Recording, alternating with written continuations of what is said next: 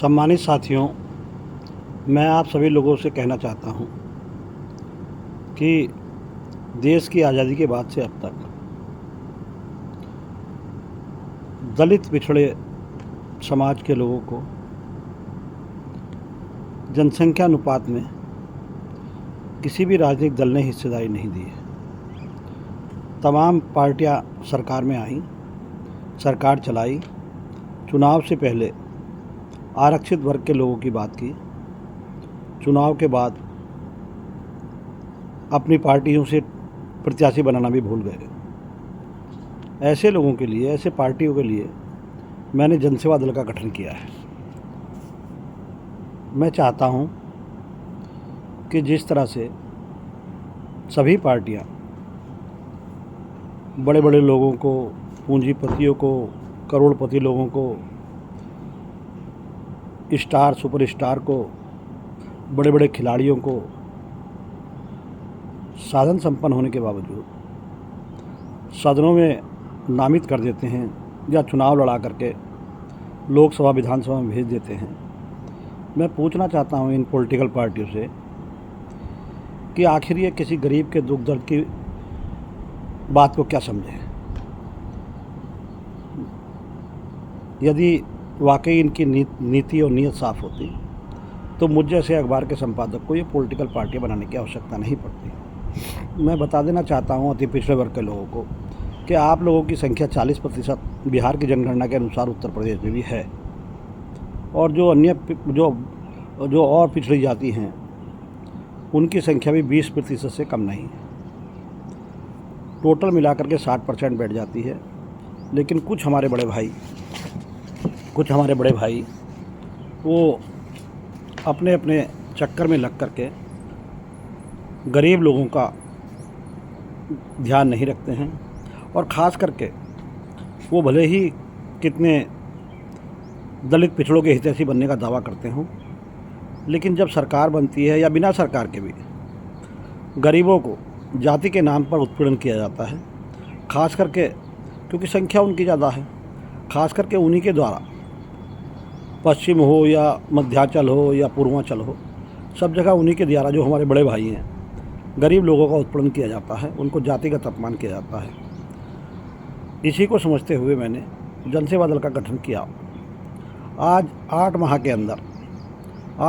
के अंदर जिस तरह से जनसेवा दल तेज़ी के साथ विस्तार कर रहा है, मैं दावे के साथ कह सकता हूँ यदि ईमानदारी और निष्ठा के साथ आप लोग जुट जाते हैं तो ये हम लोगों के लिए नहीं, स्पेशल मेरे लिए नहीं, जो वंचित जातियां हैं, जो सत्ता से वंचित रखी गई जातियां हैं, जो अपने समाज की आवाज़ उठाने में सक्षम नहीं हैं, वो सदनों में पहुंच करके अपने समाज की आवाज़ उठा करके उसका विकास करने का काम करेंगे।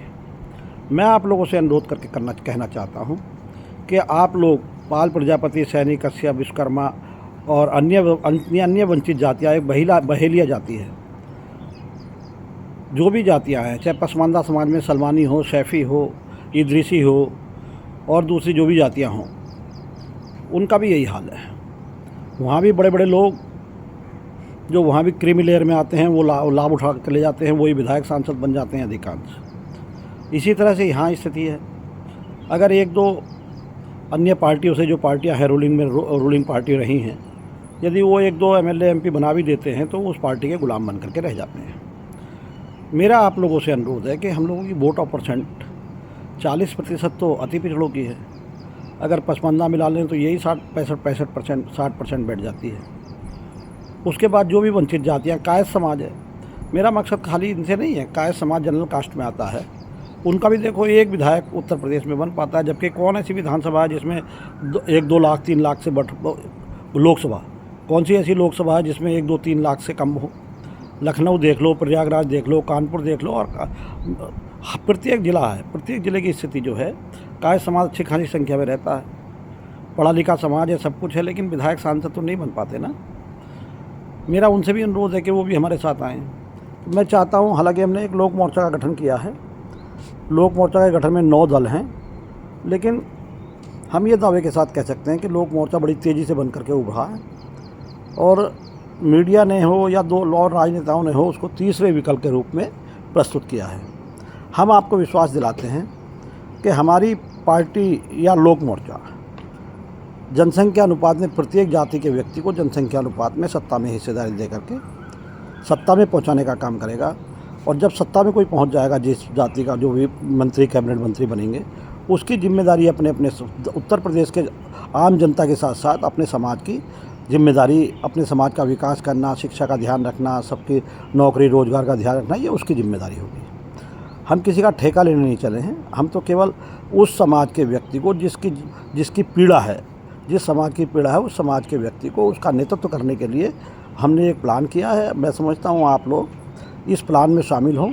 और मैं कहना चाहता हूँ अपने नंदवंशियों से भी कि नंदवंशियों, आप लोग जिस तरह से लंबे समय से आज तक आपको शर्म नहीं आती, आज तक आपका एक विधायक सांसद नहीं बन सका, एक विधायक सांसद आप लोगों का नहीं बन सका। उसके बावजूद आप लोग आज की तारीख में, हालांकि जो जिनको ज़रूरत है वो तो 90% लोग हमारे साथ जुड़ चुके हैं, लेकिन 2-4 लोग हैं अनावश्यक दुनिया भर की बातें करते रहते हैं, कहते हैं रजिस्ट्रेशन का क्या है, उसका क्या है। अरे भाई, विनेश ठाकुर अखबार चलाता है 20 साल से, 4-5 लोगों को पार्टियां बनवा चुका, पार्टियों का एक्सपीरियंस है, और मैं उसमें बहुत काफ़ी पैसे और अपना धन धरती शिक्षा सब कुछ लगा चुका, उसमें तन मन धन से काम कर रहा हूँ, दिन रात दौड़ रहा हूँ। क्या मैं बच्चा हूँ? क्या मैं इतना नहीं जानता कि पॉलिटिकल पार्टी का रजिस्ट्रेशन कैसे होता है? और फिर हमारी जिम्मेदारी तो पार्टी बना करके उसकी जो है वो सब चुनाव आयोग का मैटर है। हमें इस बात की कोई तकलीफ़ नहीं है कि हम कहाँ खड़े हैं, हमें तो इतना पता है कि हम तेज़ी से प्रगति की ओर दौड़ रहे हैं। और कुछ छुट भैया किस्म के लोग, वो लोग जो हैं अनावश्यक, उनकी सामाजिक जो दुकान थी वो बंद होने के कगार पर है। मैं उनसे कहना चाहता हूँ कि आप लोग अब तक जो किया वो किया, ये विज़न तेज़ी से सफलता की ओर दौड़ रहा है। आप लोग मेरे साथ आइए, मैं आपको विश्वास दिलाता हूँ। और मैं तो वोट भी नहीं मांग रहा हूँ, मैं तो वोट नहीं मांग रहा हूँ, मैं तो कह रहा हूँ कि सब मिलजुल के जनसेवा दल की हवा जिस तरह से चली है, इसमें और तेज़ चलाने का काम करें। और हवा तेज़ चलेगी, सपा की हवा चली, सपा की सरकार बनी, बसपा की हवा चली, बसपा की सरकार बनी, भाजपा की हवा चली, भाजपा की सरकार बनी। अब जनसेवा दल की हवा चलेगी तो जनसेवा दल की सरकार बनेगी। इस बात को आप उम्मीद रखें। ऐसा नहीं होता कि मुख्यमंत्री बनने के बाद या सरकार बनाने के बाद समाज का, किसी भी समाज का, मैं तो समझता हूँ कि 100% समाज का भला, लेकिन नियत और नीति सही होगी तभी जाके करके हो सकता है। मैं नहीं समझता कि किसी सरकार में आज तक की नीति और नियत सही रही हो। हम लोग गरीब वर्ग के लोग हैं, हम गरीबी को नज़दीक से जानते हैं, हम गरीबों को नज़दीक से जानते हैं, गरीबी को नज़दीक से जानते हैं, हमने खुद गरीबी को झेला है।